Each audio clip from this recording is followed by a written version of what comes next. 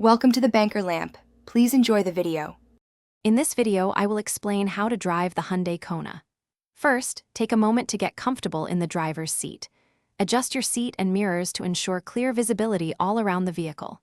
Locate the main controls on the dashboard, such as the infotainment system, climate control, and hazard lights. Familiarize yourself with the gear selector, understanding the positions for park, reverse, neutral, and drive before you begin your journey.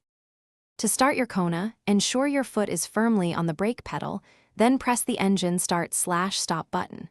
Once the engine is running, select your desired gear. For forward movement, shift into drive.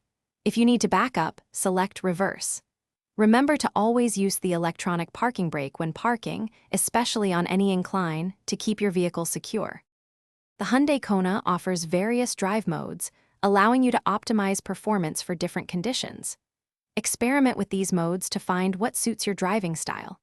Pay attention to the blind spot collision warning system, which alerts you to vehicles in your blind spots, enhancing safety during lane changes.